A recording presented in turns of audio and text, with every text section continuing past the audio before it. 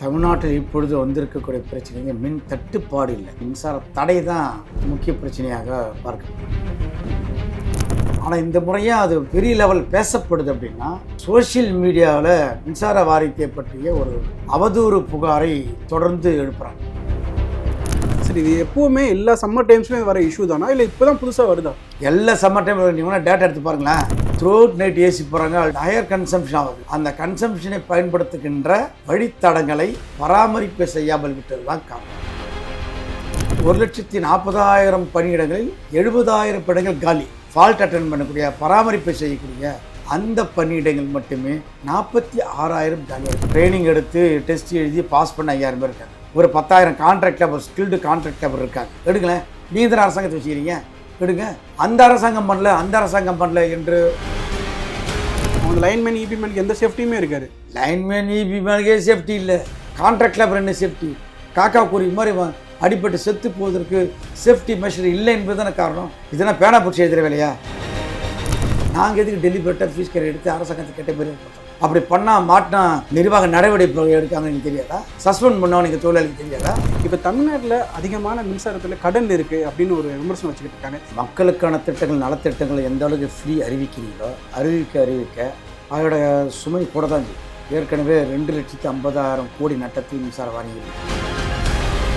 என்னென்ன மானிய விலை மின்சாரம் எல்லாம் கொடுக்குறீங்களோ அதையெல்லாம் அளவீடு பண்ணி அடுத்து ஃபினான்ஷியல் துவங்கிறதுக்கு முன்னாடியே மின்சார வாரியத்தில் கட்டி அது அமலுக்கு வரப்போகுது, சட்டமாக வரப்போகுது. மின்சார வாரியத்தில் சொந்த உற்பத்தி இல்லை, அது கூட மத்திய அரசு தான் காரணம். நீங்கள் மின்சார சொந்த உற்பத்தி பண்ணாதீங்க, தனியார்கிட்ட உற்பத்தி பண்ணிட்டாங்கன்னா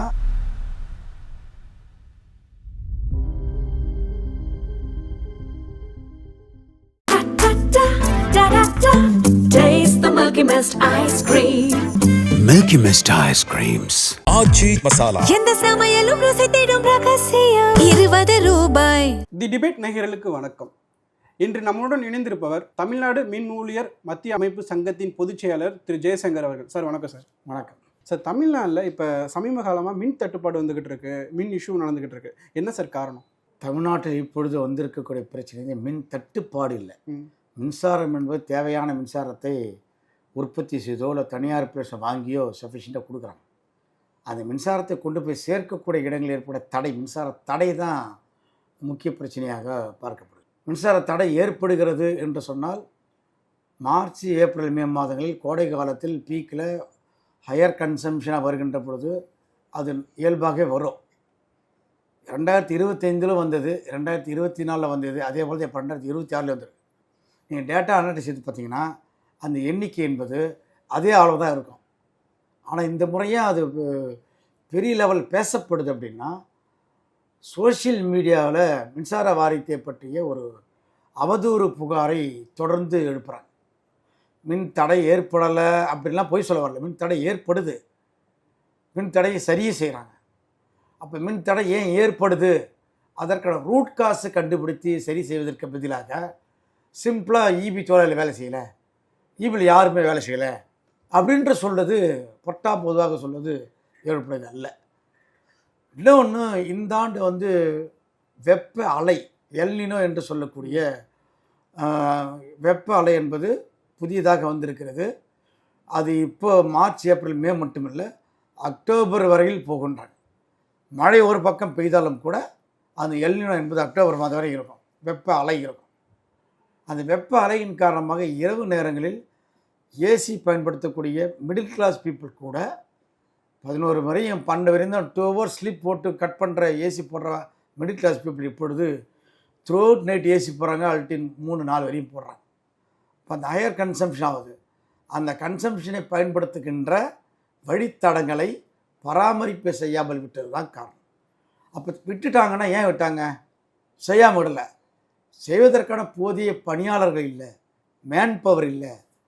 1,40,000 பணியிடங்களில் 70,000 பணிகள் காலி. அதில் குறிப்பாக நுகர்வோருக்கு சேவை செய்யக்கூடிய, ஃபால்ட் அட்டன் பண்ணக்கூடிய, பராமரிப்பை செய்யக்கூடிய அந்த பணியிடங்கள் மட்டுமே 46,000 காலியாக இருக்குது. அதான் குறிப்பிட்றாங்க. இப்போ நம்ம ஒரு இது குறைய சொல்ல போனால் கூட ஆட்கள் இல்லை, ஒரு இபி மேன் இல்லை. ஒரு இபி மேன் 5 கிலோமீட்டர் 6 கிலோமீட்டருக்கு ஒரு இபி மேன் இருக்காங்க. அது எப்படி? இது கடந்த கால ஆட்சியை தான் குறை சொல்கிறாங்க. நான் கடந்த கால ஆட்சி அப்படின்றது இது இல்லை, போதிய ஊழியர்களை நியமிச்சிருக்கணும் அப்படின்றாங்க. இல்லை இப்போ இவங்களையும் போய் சொல்லுங்கள். இப்போ படுக்கலாம், இப்போ இந்த ஆட்சி வந்துட்டாங்கல்ல, இவங்களை யார் தடையாக இருக்க போகிறா? இப்போது ரெட்டிலி அவைலபிள் 5000 பேர் கேங்மேன் இருக்காங்க, லெஃப்ட் அவுட் கேங்மேன் இருக்காங்க. ட்ரைனிங் எடுத்து டெஸ்ட் எழுதி பாஸ் பண்ண 5000 பேர் இருக்காங்க. ஒரு 10,000 contract labour, skilled contract labour இருக்காங்க. இப்போ ஐடி கூப்பிட்டு 1850 பண்ணாங்க, அது ஒரு 10,000 எடுங்களேன். ஒரே ஸ்டாக்கில் 15 நாள் 20 நாளில் இந்த கேங்மேன் 15 நாள் 10 நாள் 5 நாளில் கேங்மேன் எடுத்துட முடியுங்க. ஐடி டிஎன்பிசி மூலம் எடுக்கிறது கூட it will take some time, 2 மாதம் 3 மாதம் கூட ஆகலாம். நீ 5000 பேர் லெஃப்ட் அவுட் கேங்மேன் எடுங்களேன். நீங்கள் தானே அரசாங்கத்தை வச்சுக்கிறீங்க, எடுங்க. நான் என்ன சொல்கிறேன், அந்த அரசாங்கம் பண்ணல என்று அப்படி ப்ளேம் பண்ணுறதை விட நுகர்வோருக்கு பொதுமக்களுக்கு தடையில்லாத மின்சாரம் கொடுப்பதற்கு என்ன வழி என்று தேடுறேன். நான் வழியை சொல்கிறேன், இப்படி தான் சொல்கிறேன். என்ன குப்பாடு போட்டாலும் என்ன தரையிலிருந்து போராட்டம் பண்ணாலும் கூட மின்சார வாரிய ஊழியர்கள் தான் அந்த மின்சார வேலையை அதாவது மெயின்டைன் பண்ணணும். தடை ஏற்பட்டால் தடையை சரி செய்யணும், கம்பத்தில் ஏறி வேலை செய்யணும், ஸ்ட்ரக்சர் வேலை செய்யணும். நாங்கள் தான் பண்ணி ஆகணும். 15 இடங்களில் ஒரே நேரத்தில் கட் ஆகிடுச்சுன்னா ஒரே நேரத்தில் 15 கிராமங்களுக்கு இல்லை 15 நகருக்கு போய் வேலை செய்வதற்கு ஆட்கள் கிடையாது. ஒரு ஆள் ஒரு நகரில் ஒரு லொக்கேஷனில் தான் வேலை செய்ய முடியும். 15 லொக்கேஷன் எப்படி வேலை செய்ய முடியும்? அதுவும் மத்திய சென்னையில் 80% வேக்கன்சி.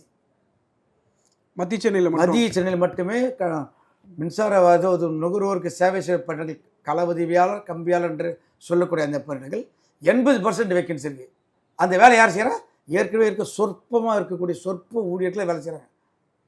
இது மனித உரிமை மீறல். இது ஒரு ஆள் 5 பேர் வேலை பார்ப்பானா? ஒரு ஆள் வீட்டுக்கே போக ஒரு வாரம் முழுக்க ஆஃபீஸ்லேயே வீட்டு தங்கிட்டு போய் வேலை செய்ய முடியுமா? செய்கிறான். இதெல்லாம் பொதுமக்களுக்கு தெரியாது, பாவம். அவங்களுக்கு இல்லை கரண்ட் வேணும். எங்களுக்கு தேவை ஆள் வேணும். ஆள் கொடுங்க. ஆள் எல்லாம் எப்படி வேலை செய்ய முடியும்? மந்திரத்தில் மாங்காய் காய்க்காதுங்க. என்ன சொன்னாலும் வேலை செய்யணும், வேலை செய்ய ஆள் வேணுங்க. இதுக்கெல்லாம் ஏஐ டெக்னாலஜியே வராது, ரோபோட் தான் கண்டுபிடிக்கணும். அந்த அளவு நம்ம இன்னும் போகலை. ஹியூமன் தான், நாம தான் வேலை செஞ்சோம். ஆட்கள் கொடுக்கின்றதை எங்களுக்கு பிடிச்சோம். தடை ஏற்படுகிறது. நாங்கள் என்ன சொல்கிறோன்னா, தடை ஏற்பட்டால் சரி செய்யலை அப்படின்ட்டு பொதுமக்களோட குறையாக இருக்குது. நான் என்ன சொன்னேன், மின்சார தடையே படக்கூடாதுன்றேன், தடை ஏற்படாமல் பராமரிக்கணுன்றேன். என்ன பொதுமக்கள் என்ன கேட்குறாங்க, எலெக்ஷன் டைமில் ஓட் போட்ட அன்றைக்கி கரண்ட் போகிறல்ல, கவுண்டிங் பண்ண அன்றைக்கி கரண்ட் போகிறல்ல, இப்போ மட்டும் ஏன் போகுதுன்ற ஒரு கேள்வியை பரவலாக வைக்கிறாங்க. நாங்கள் என்ன சொல்கிறோன்னா, எலெக்ஷனுக்கு நோட்டிஃபிகேஷன் கொடுத்துட்டாங்க, கோட் ஆஃப் கண்டக்ட் வந்துடுச்சு. 45 நாளுக்கு முன்னாடி என்றைக்கு எலெக்ஷனு, என்றைக்கு ஓட் கவுண்டிங்னு தெரிஞ்சு போச்சு. இருக்கிற சொற்பு ஊழியர்களை வச்சுட்டு அந்த 45 நாள் கேப்பில் அப்பப்போ கொஞ்சம் அப்படியே மெயின்டைன் பண்ணிட்டோம். அப்போ மெயின்டைன் பண்ணுறதா அப்படியே ஓடிச்சு. ஆனால் இப்போ ஃபுல் பீக்கில் இருக்குல்ல, இப்போ மே 20க்கு மேலே ஃபுல் பீக்குங்க. தாவேக்கா புதிய ஆட்சிக்கு வந்த பிறகு வந்தேன்னா ஃபுல் பீக்கு.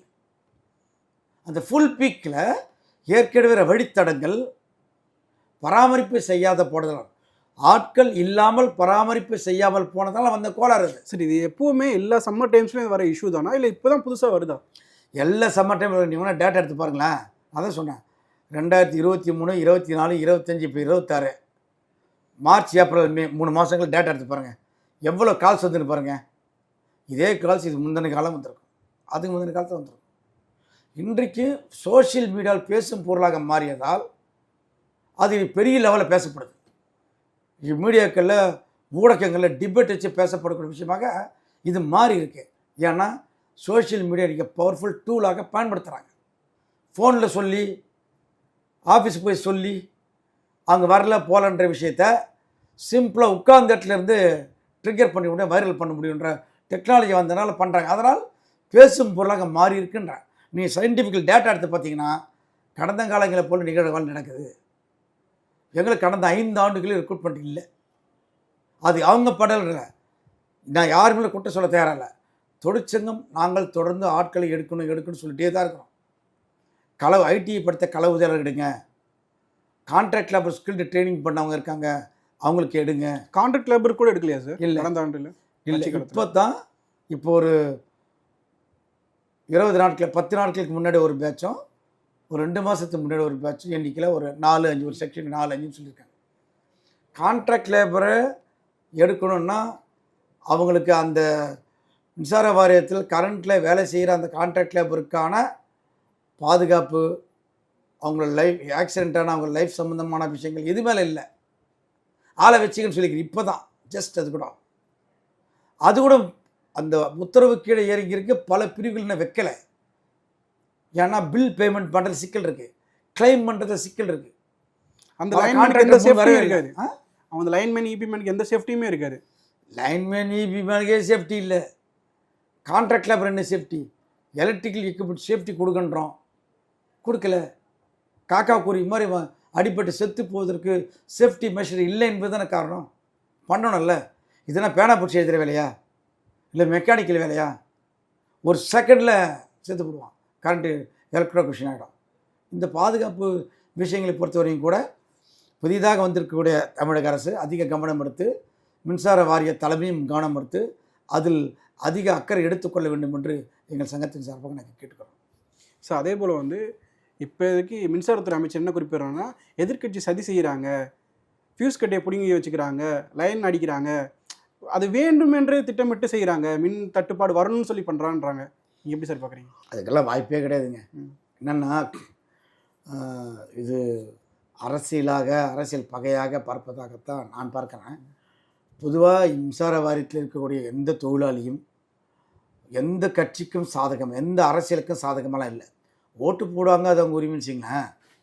ஆனால் நான் மின்சார வாரியத்தின் ஊழியன், மின்சார வாரியத்தில் எனக்கு சம்பளம் கொடுக்குறாங்க, நான் வேலை செய்ய வந்திருக்கிறேன், பொதுமக்களுக்கு தடையில்லாத மின்சாரத்தை கொடுக்கணும் என்பது தான் எங்களுக்கு நோக்கமாக இருக்கும். அதனால தான் வீட்டிலேருந்து கிளம்பி விபி ஆஃபீஸ் வந்தால் 3 நாள் ஆன பிறகு வீட்டுக்கு போக ஏன் வேலை செய்யணும் தெரியுங்களா? தடையில்லாத மின்சாரத்தை கொடுக்கணும் தான். அப்படி எங்களுக்கு உள்நோக்கம் இருந்தால் வந்து 8 மணி நேரம் 9 மணி நேரம் வேலை செஞ்சு வீட்டுக்கு போவேன். அடுத்த ஷிஃப்ட்டில் பார்க்கணும், அடுத்த நாள் தான் வருவேன் நான். ஏன் தொடர்ந்து 36 மணி நேரம் 48 மணி நேரம் வேலை செய்கிறாங்க? தடையில்லாத மின்சாரத்தை கொடுக்கணும் தான். ஆட்கள் பற்றாக்குறை இருக்குது. இந்த இபி டிபார்ட்மெண்ட் கெட்ட பேர் வரக்கூடாது, அரசாங்கத்துக்கு கெட்ட பேர் வரக்கூடாது நான் நினைக்கிறேன்.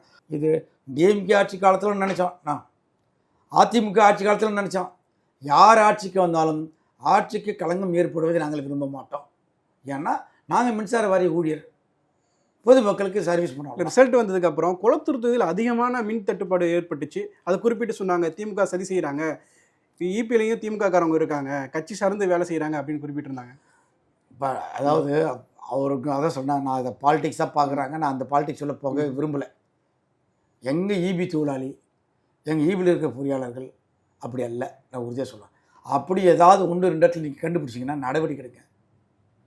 அந்த நடவடிக்கை எடுப்பதில் நாங்கள் எந்த தடையும் ஏற்படுத்தோம். தப்பு செய்த அனைவருக்கும் தண்டனை உண்டு பண்ண சொல்லுவோம்.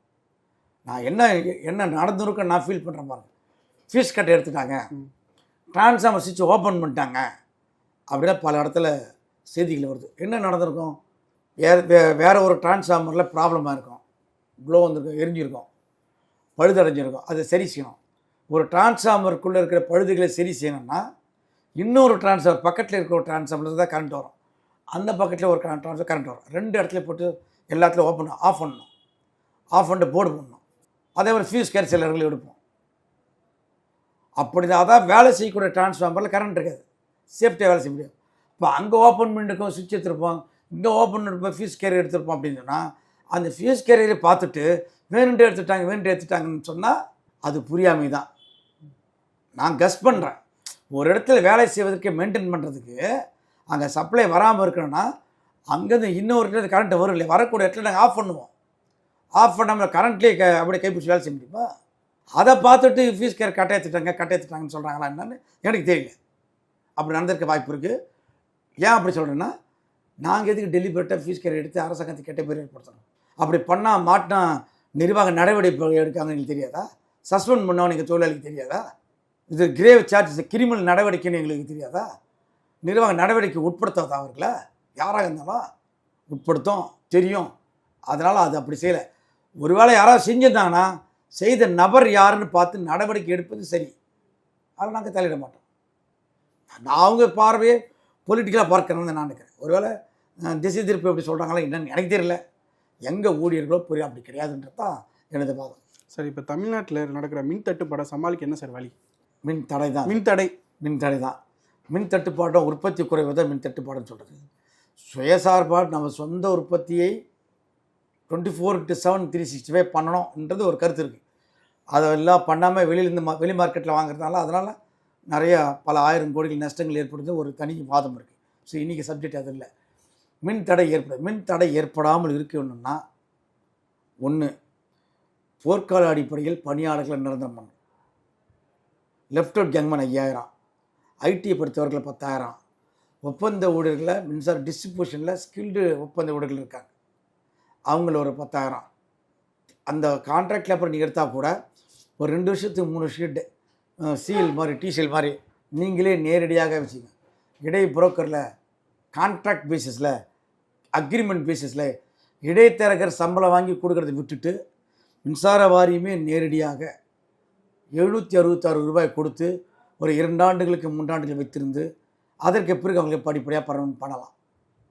அப்படியே போர்க்கால அடிப்படையில் பணியாளர்களை நியமிப்பதன் மூலமாகத்தான் பராமரிப்பு தொடர்ந்து பண்ண முடியும். பராமரிப்பு பண்ணால் மின் தடை ஏற்படாது. பராமரிப்பு பண்ணால் அரசாங்கத்துக்கு நல்ல பேர் ஏற்படும். பராமரிப்பு பண்ணால் மின்சார வாரியத்திற்கு ஏற்கனவே இருக்க நல்ல பேர் தொடரும். இப்படி தான் போகிறீங்களா? இப்போ ஜூன் மாதம் தானே, ஜூன் ஒரு 5 தேதி போச்சுன்னா விண்டு காற்றடிக்கும், கிளைமேட் மாறும். ஆனால் போன வருஷம் மாதிரி இருக்காது. இப்போ கிளைமேட் மாறினா கூட எல்னினோ இருக்க போகுதுன்னு சொல்கிறாங்க. இது ஆகஸ்ட், செப்டம்பர், அக்டோபர் வரையும் இருக்க போகுதுன்னு சொல்கிறாங்க. சம்மர் முடிஞ்சது பேரளவில் தான். ஆனால் அக்டோபர் வரை இந்த பிரச்சனை இருக்க போகுது, எல்னினோ இருக்க போகுது. அப்போ அக்டோபர் வரையும் இந்த பிரச்சனை சம்பளம். அக்டோபருக்கு அப்புறம் நவம்பரில் மழை வரப்போகுது. அக்டோபர்லேயே தென்மேற்கு பருவமழை வச்சுக்கிங்களேன், நவம்பர் டிசம்பர் வடகிழக்கு வரும். மழையிலையும் இந்த பிரச்சனை போகுது. என்ன பண்ணுறது? மின்சார நுகர்வு குறையும், அப்பொழுது மின்தடை வரும். மின்தடை சரி பண்ணுறதுக்கு ஆட்கள் தேவை. மின் தடை ஏற்படாமல் இருக்கணும் என்பதுக்கு தான் இவ்வளோ பேசுகிறேன் நான். பராமரிப்பு செய்தால் மின்தடை ஏற்படாது. வருமுன் காக்கணும்னு சொல்கிறேன். எல்லோரும் என்ன சொல்கிறாங்க? வந்த பிறகு தடையை சரி செய்யுங்க, உடனே பண்ணுங்கன்றீங்க. ஸோ ஆட்கள் தேவை என்பது மிக மிக அவசியமாக இருக்குது. தடையற்ற மின்சாரத்தை கொடுக்கணும்னா கட்டாயம் போர்க்கால அடிப்படையில் தமிழக அரசு பணியாளர்களை நியமிக்க வேண்டும் என்பது எங்கள் தொழிற்சங்கத்துடைய வேண்டுகோள். ஸோ ப்ரைவேட் செக்டர்லேருந்து இப்போ தமிழ்நாடு கவர்மெண்ட் எப்போ எவ்வளோ மின் உற்பத்தி பண்ணுறாங்க சார், வாங்குறாங்க வெளியிருந்து? அதாவது இப்போ சம்மரில் இப்போ மாநில அரசின் மின்சார தொகுப்பு, மத்திய அரசிலேருந்து மின்சார தொகுப்பு எல்லாத்தையும் வாங்கினோம்னா ஆவரேஜாக சொல்கிறேன் 17,500 மெகாவாட்டு இல்லை 18,000. இதெல்லாம் ஒரு நம்ம ஹைட்ரோவில் உற்பத்தி பண்ணால் 65 பைசா, நமது தெர்மலில் உற்பத்தி பண்ணால் 6 ரூபா 50 பைசா ஆவரேஜ் காஸ்ட். நான் ஆவரேஜ் காஸ்ட் ரொம்ப ரொம்ப கம்மி. ஹைட்ரோ 65 பைசா. ஆனால் அது ஃபுல்லாக முழுமையான உற்பத்திக்கு கொண்டு வரல. க்ரீன் எனர்ஜி என்று சொல்லக்கூடிய ஹைட்ரோ ஸ்டேஷன் மின்சாரத்தை 24/7 360 உற்பத்தி பண்ணால் 65 பைசாவுக்கு மின்சாரம் கிடைக்கும். பல பில்லியன் யூனிட்ஸ் உற்பத்தி பண்ண முடியும். அதன் மூலமாக மின்சார வாரியத்திற்கு லாபம், நட்டத்தை குறைக்க முடியும். ஒன்று, நமது தெர்மல் நிலையங்களில் அதிகமாக 24/7 உற்பத்தி பண்ணணும். அப்படி உற்பத்தி பண்ணலை. அப்படி பண்ணால் அதில் நமக்கு லாபம், நட்டத்தை குறைக்க முடியும். மூணாவது, இதெல்லாம் போக 17,000 இதெல்லாம் சொன்ன 17,500 மெகாவாட்டு ஷார்ட்ஃபால் நுகர்வுக்கும் உற்பத்திக்கும் இடையில் ஒரு சம்மரில் 4,000 4,500 மெகாவாட். சம்மர், மார்ச், ஏப்ரல், மேக்கு கேப்பு 5,000 மெகாவாட்டு, 4,500 கூட வச்சுக்கலாம். சம்மர் முடிஞ்சு ஜூன் வந்துச்சுன்னா நுகர்வு குறையும், டிமாண்டும் குறையும். அப்போ 17,500 நிற்கும். நுகர்வும் 17,500 கிராஜுவலாக குறையும். கூடுதலாக எங்களுக்கு இப்போ விண்டு வரும். விண்டு ஜூன் மாதம் இப்போ ஆரம்பிச்சிடும் வச்சுங்களேன். காற்றாலை 100 ரூபாய்க்கு மின்சாரம் அது ஒரு ரஃப்லி 6 ரூபா 6.50 கிடைக்கும். அதில் ஒரு ஆவரேஜாக ஒரு 1,800 மெகாவாட் கிடைக்கும். 1,800 மெகாவாட் கிடைக்கும். அது சில நேரம் குறையும், சில நேரம் கூடும். அப்போ அந்த ஷார்ட்ஃபாலை காற்றாலை நமக்கு மேட்ச் பண்ணோம், பேலன்ஸ் பண்ணோம். இப்படி தான் ஆண்டுதோறும் ஓடிக்குது. மின்சார வாரியம் சராசரியாக ஒரு 50,000 கோடிகளுக்கு பவர் பர்ச்சேஸ் வாங்குறாங்க. இந்த 50,000 கோடி எப்போ மேக்ஸிமம் வாங்குறாங்கன்னா மார்ச், ஏப்ரல் மேலே தான். அப்போ தான் நுகர்வு ஜாஸ்தியாக இருக்கும். அப்போ தான் வாங்குறாங்க. புதிய அரசாங்கம் பொறுப்பேற்றதுக்கு அப்புறம் முதல் இது சொன்னது என்னன்னா திட்டங்களில் 200 யூனிட் மின்சாரம் இலவசம்னு குறிப்பிட்டிருந்தாங்க. இப்போ தமிழ்நாட்டில் அதிகமான மின்சாரத்தில் கடன் இருக்குது அப்படின்னு ஒரு விமர்சனம் வச்சுக்கிட்டு இருக்காங்க. இப்படி இந்த 200 யூனிட் இலவசமாக வழங்கும் போது அது மின்சாரத்துறை மேலே தான் அந்த கடன் சுமை விழுமா சார்? ஆமாம், நீங்கள் வந்து மக்களுக்கான திட்டங்கள் நலத்திட்டங்களை எந்த அளவுக்கு ஃப்ரீ அறிவிக்கிறீங்களோ அறிவிக்க அதோட சுமை கூட தான் செய்யும். ஏற்கனவே 2,50,000 கோடி நட்டத்தில் மின்சாரம் வாங்கியிருக்குது. இப்போவும் புதிய அரசும் அதை உறுதிப்படுத்துது. ஒரு ஆண்டுக்கு சராசரியாக 800 கோடி ரூபாய் வட்டிகள் மட்டுமே கட்டுறோம். இப்போ புதிதாக இந்த அரசு வந்த பிறகு அப் டு 500 யூனிட்ஸ் யூஸ் பண்ணக்கூடியவர்களுக்கு கூடுதலாக 100 யூனிட், அதான் 200 யூனிட் கொடுக்குறாங்க. அதன் மூலமாக ஒரு ஆண்டுக்கு 1,700 கோடிகள் செலவாகும். ஏற்கனவே எல்லாருக்கும் 100 யூனிட் சொல்கிற வகையில் ஒரு 2,300 கோடி ரூபாய், அப்படியே பார்த்தா 4,000 கோடி ரூபாய் 200 யூனிட் கொடுக்குற 200 யூனிட் 100 யூனிட் என்ற இந்த ஸ்கீம் மட்டுமே 4,000 கோடி ரூபாய் ஆண்டுக்கு. ஏற்கனவே 2,50,000 கோடி ரூபாய் லாஸ் இருக்குது. அப்போது லாஸ் அதிகமாகினே இருக்கும், லாஸ் குறையாது. அதனால தான் மத்திய அரசு இலவச மின்சாரங்கள் கொடுக்காதீங்க, மானிய விலை மின்சாரத்தை கொடுக்காதீங்க என்று தொடர்ந்து சொல்கிறாங்க. மாநில அரசு மக்கள் நலத்திட்டங்கள் மூலமாக அது கொடுக்குறாங்க. வாக்களித்த மக்களுக்கு நான் செய்கிறேன். அவங்கன்னா இப்போ சொல்கிற புதிய சட்டங்கள் வருது, பாராளுமன்றத்தில் அடுத்து சட்டம் பாஸ் ஆக போகுது. அதில் அவங்க என்ன சொல்கிறாங்கன்னா, மானிய விலையில் மின்சாரத்தை நீங்கள் கொடுக்குறீங்கன்னா கொடுத்துக்குங்க, ஆனால் என்னென்ன மானிய விலை மின்சாரம் எல்லாம் கொடுக்குறீங்களோ அதையெல்லாம் அளவீடு பண்ணி அடுத்த ஆண்டுக்கான ஒரு ஆண்டுக்கு இவ்வளோ மானிய விலை மின்சாரம் அக்ரிகல்ச்சர் கொடுக்குறோம், ஹட்டு கொடுக்குறோம், வீடுகளுக்கு 200 யூனிட் கொடுக்குறோம், இதெல்லாம் கணக்கெடுப்பு மொத்த காசையும் அடுத்து ஃபினான்ஷியல் துவங்கிறதுக்கு முன்னாடியே மின்சார வாரியத்துக்கு கட்டிடணும். நீ யூஸ் பண்ணிவிட்டு கொடுக்குறதில்ல, கொடுத்துட்டு யூஸ் பண்ணிக்கோ என்று ஒரு பைண்டிங்கை மத்திய அரசு இப்போ வைக்கிறாங்க. அது அமலுக்கு வரப்போகுது, சட்டமாக வரப்போகுது. ஏன் அவங்க வைக்கிறாங்கன்னா, அப்படி மானிய விலை மின்சாரத்தை வரும்போது அந்த எக்ஸாக்டாக அக்யூரேட்டாக மின்சார வாரியங்களுக்கு வரக்கூடிய பணம் வந்து சேரதில்லை என்ற ஒரு குற்றச்சாட்டை தொடர்ந்து மத்திய அரசு வைக்கிறாங்க. அதனால தான் இந்த சட்டம் இப்போ வருது. அப்படி வருகின்ற பொழுது கிட்டத்தட்ட இப்போ இதுவே 4,000 கோடி சொன்னோன்னா, அதுக்கப்புறம் இலவச மின்சாரம் இருக்கா, ஹட்டு ஒரு விளக்கு மின்சாரம் இருக்கா, இதெல்லாம் சின்ன ஒரு ஆண்டுக்கு ஒரு ரஃப்லி ஒரு 15,000 கோடி வச்சுக்கங்க. 15,000 கோடி 20,000 கோடியை அட்வான்ஸாக முதல்ல நீங்கள் கட்டணும் அப்படின்னு சொன்னால் தமிழக அரசு எப்படி கட்டும் என்ற ஒரு கேள்வி இப்போ வருது. இன்னொன்று, தொடர்ந்து வட்டியை கட்டிட்டு நட்டத்திலே போனால், அதிக கடன்லே போனால் லாபத்தில் எப்படி லாபம் வர வேணாம், நட்டத்தை எப்படி தவிர்ப்பதுட்டு ஒரு கொஸ்டின் இருக்குல்ல. அதற்கு புதிய அரசு தான் நடவடிக்கை எடுக்கணும். மின்சார வாரியத்தை லாபத்தில் இயக்க முடியுமா? இயக்க முடியும். தொழிற்சங்கங்களுக்கு 1000 வழிகள் சொல்ல முடியும், எங்களால் சொல்ல முடியும். நான் உதாரணத்தை ஒன்று சொல்லிட்டேன். ஹைட்ரோ ஸ்டேஷனில் இருக்கக்கூடிய நமக்கு அங்கே ஒரு இன்ஸ்டால்டு கெப்பாசிட்டின்னு பார்த்தோம்னா நமக்கு ஒரு 2,500 மெகாவாட் இருக்கும், நெட்டில் இருக்கலாம் இன்ஸ்டால்டு கெப்பாசிட்டி. அதை வந்து 24/7/365 365 நாள் ஓட்ட முடியும்னு சொல்கிறாங்க. சமீபத்தில் சென்றாண்டு வல்லுநர் குழு ஒரு அறிக்கையை சமர்ப்பித்திருக்கு. 40 ஆண்டுகளுக்கு முன்பாக கனடா தொழில்நுட்பத்தின் மூலமாக மேற்கு தொடர்ச்சி மலையில் அமைக்கப்பட்ட அந்த ஹைட்ரோ ஸ்டேஷன் இன்னும் திறனாக சிறப்பாக செயல்படுது. அங்கே நமது முழு கொள்ளளவை உற்பத்தி செய்தால் தனியார் மின்சாரத்தை வாங்க வேண்டியதில்லை, 65 பைசாக்கு ஒரு யூனிட் உற்பத்தி பண்ண முடியும், அந்த கெப்பாசிட்டி திறன் இருக்குது என்று வல்லுநர் கூட ரிப்போர்ட் கொடுத்துருக்கு. ஆனால் அது அங்கே வந்து பீக் ஹவர்ன்ற மாதிரி ஓட்டாமலேயே வச்சுருக்காங்க. வருஷத்துக்கு 2 மாதம் ஓட்டுறாங்க வச்சுங்களேன், மீதி ஓட்டலாம். இப்போ குறைந்தபட்ச வருடத்திற்கு 10 மாதம் ஓட்டலாம், 2 மாதங்கள் மெயின்டெனன்ஸ் என்னடா 10 மாதம் ஓட்ட முடியும். இன்னொன்று, டேமில் இருக்கக்கூடிய தண்ணி மின்சாரத்தை உற்பத்தி செய்து அதன் வழியாக வெளியே போகணும், அப்போ தான் மின்சாரத்தை வாரியத்துக்கு நல்லது. டேம் கட்டின பர்பஸே அதுதான்.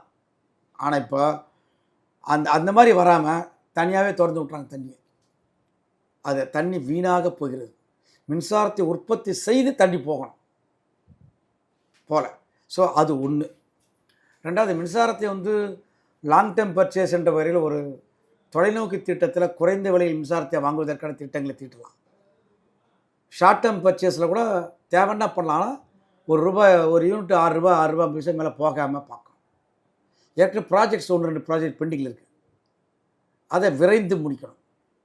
தனியாரோட மின்சாரத்தை வாங்காமல் மின்சார வாரியமே மின்சாரத்தை உற்பத்தி செய்கிற பாலிசி மேக்கிங் வரணும். கடந்த 10 ஆண்டுகளாக தான் மின்சார வாரியம் அதிகமான நட்டத்திற்கு போவதற்கான காலம். கடந்த 10 ஆண்டுகள் 15 கூட சொல்லலாம்னு வச்சிங்களேன். 2011 ஆக்சுவலாக 2007 ஸ்டார்ட் ஆகிருக்கு. 2007 2006-7 ஸ்டார்ட் ஆகிடுச்சு. ஆனால் அமௌண்ட்டு கம்மி, 5000 கோடின்ற மாதிரி இருக்கும். அப்போ அப்படியே இங்கே வந்து பவர் பர்ச்சேஸ் அதிகம் பண்ண பவர் பர்ச்சேஸ் எப்போ அதிகம் பண்ண ஆரம்பித்தாங்களோ அப்போத்துலேருந்து நட்டத்துக்கு கூடுது. ஏன் பவர் பர்ச்சேஸ் பண்ணாங்க? மின்சார வாரியத்தின் சொந்த உற்பத்தி இல்லை. மத்திய அரசு, அது கூட மத்திய அரசு தான் காரணம். நான் சொந்தவங்க, நீங்கள் வந்து சொந்த உற்பத்தி பண்ணாதீங்க, தனியார்கிட்ட உற்பத்தி பண்ணட்டோம். தனியார்கிட்ட ஏன்னா ஒவ்வொரு ப்ராஜெக்டை போட்டு 5000 கோடி 7000 கோடி 10,000 கோடிக்கு ஒரு பிளான்ட்டு, தெர்மல் பிளான்ட் போட வேண்டியதாக இருக்குது. அதை தனியார் போட்டுப்பாங்க, அவங்ககிட்ட வாங்கிக்கிங்க என்று மத்திய அரசே சொல்லுது. ப்ரைவேட் பிளேயர்ஸை என்கரேஜ் பண்ணணும் அப்படின்னு அவங்க பாலிசி மேக்கிங் இருக்குது. அப்படின்னா என்ன அர்த்தம்னா, தனியார்கிட்ட வாங்கி அதிக நட்டத்துக்கு ஒரு ஸ்டேஜில் மஞ்சள் கடிதத்தை கொடுத்துட்டு இனிமேல் மின்சார வாரியத்தை நடத்த முடியாது. அதுலேயும் ஒரு சட்டம் இருக்குது. கம்பெனி சட்டத்தில் பதிவு செய்யப்பட்டிருக்கு மின்சார வாரியங்கள். கம்பெனி சட்டத்தில் பதிவு செய்யப்பட்ட பொழுது ஒரு குறிப்பிட்ட அளவு தான் கடன் வாங்க முடியும், அதிகமாக கடன் வாங்க முடியாது. அதுக்கப்புறம் கடன் கொடுக்க மாட்டாங்க. அதுக்கப்புறம் வந்து திவால் நோட்டீஸில் போகிற மாதிரிலாம் சில செக்மெட்லாம் வைக்கிறாங்க மத்திய அரசு. இதெல்லாம் மாநில அரசு நுட்பமாக கவனித்து நட்டத்தை குறைத்து லாபத்திற்கு கொண்டு வருவதற்கான ஏற்பாடுகளை பண்ணணும். நான் ஹைட்ரோ ஸ்டேஷன் ஒன்று சொன்னேன். உலகம் முழுக்க சோலார் ப்ராஜெக்ட் போயிட்டாங்க. இப்போ சோலார் ப்ராஜெக்ட் போனால் தமிழக அரசில் தரிசு நிலங்கள் இருக்குது. விளைநிலங்கள் இல்லாமல் தரிசு நிலங்கள் பல ஆயிரக்கணக்கான லட்சக்கணக்கான ராமநாதபுரத்தில் பெரிய சோலார் பிளான்ட் போட்டிருக்காங்க. அது அதானி போட்டிருக்காங்க. அந்த மாதிரி சோலார் பிளான்ட் நம்ம போட்டோம்னா அது அதிகபட்ச உற்பத்தி செலவு 3 ரூபா 4 ரூபா தான் வரும். One time investment. அது வேறு ஒரு ஸ்கீம், நிறைய ஸ்கீமில் பண்ணலாம்னு வச்சிங்களேன். சோலார் உற்பத்தி மூலமாக பண்ணால் தெர்மலாவது பொல்யூட்டட் ஏர் பொல்யூஷன் இருக்குது. தெர்மல் மின்சாரத்தை உற்பத்தி பண்ணக்கூடாது என்ற நிலைக்கு 5 ஆண்டுகளுக்கு பிறகு வரப்போகிறாங்க. தமிழ்நாடு அரசு மின் உற்பத்தி பண்ணுறாங்களே. எங்கேங்க சார் பண்ணுறாங்க? சோலார் பிளான்ட் சோலாரில் ரொம்ப கம்மி தான். அவங்க அந்த ஸ்கீம் போல் சோலார் ரொம்ப கம்மி, எல்லாமே தனியார் தான். ஆனால் அவங்க நான் இந்த 1800 மெகாவாட் சொன்ன கூட தனியார் தான். ஆனால் அரசோட டைப் பண்ணி இவ்வளோ ஒரு யூனிட் 6 ரூபா 50 பைசா அப்படின்ற மாதிரி ஒரு அக்ரிமெண்ட் போட்டு குறைஞ்ச விலையில் வாங்குறது. அரசாங்கம் சப்சிடிலாம் கொடுக்க வச்சிங்க. அதுவும் ப்ரைவேட் பிளேயர்ஸ் தான். ஆனால் குறைந்த விலையில் கிடைக்கக்கூடிய ஒன் டைம் ஆலை இன்ஸ்டால் பண்ணுறவர் தான். ஆலை இன்ஸ்டால் பண்ண பிறகு விண்மில் இன்ஸ்டால் பண்ண பிறகு அப்புறம் விண்மிலும் ப்ரைவேட் செக்டர் தான். ஆமாம், அதுவும் ப்ரைவேட். இபிது இருக்குது, ஆனால் ரொம்ப குறைந்திருக்கு. 300 மெகாவாட் மேலே கிடையாது நினைக்கிறேன். சரி, இறுதியாக ஒரு கேள்வி. இப்போ கரண்ட் டாப்பிக்காக ரொம்ப பேசப்படுறது மின் வாரியத்துலேருந்து ஹார்ட் டிஸ்க் காணாமல் போச்சு, அது பேசப்பட்டுட்டு இருக்காங்க. அது நீங்கள் எப்படி சார் பார்க்குறீங்க? அதுவும் முக்கியமான ஃபைல்ஸ் இருந்துச்சு, ஹார்ட் டிஸ்க்கு அது பெங்களூர்லேருந்து ரெக்கவர் பண்ணியிருக்காங்க. அதாவது என்னென்னா ஹார்ட் டிஸ்க்கு காணாமல் போனது, மின்சார வாரியத்தின் தலைமையகத்தில் காணாமல் போனது என்பது வருத்தப்படக்கூடிய விஷயந்தான். யார் அதை திருடி இருந்தாலும் திருடியவர்கள் மீது நடவடிக்கை எடுக்கணும் உறுதியாக.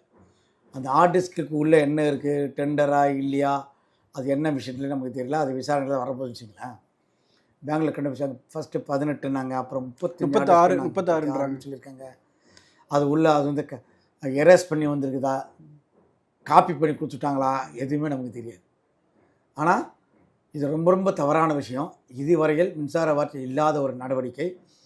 இப்படி நடந்தது என்பது மின்சார வாரியத்தில் இருக்கிற அனைத்து பொறியாளர்கள் அதிகாரிகளுடைய மிகப்பெரிய அதிர்ச்சி தான். இதுவரையே நடந்தது இல்லையா? இதுவரை இந்த மாதிரி 2005 கம்ப்யூட்டரைஸ் பண்ணாங்க மின்சார வாரியத்தை. 2005 பார்த்தீங்கன்னா கிட்டத்தட்ட 21 வருஷங்களாச்சு.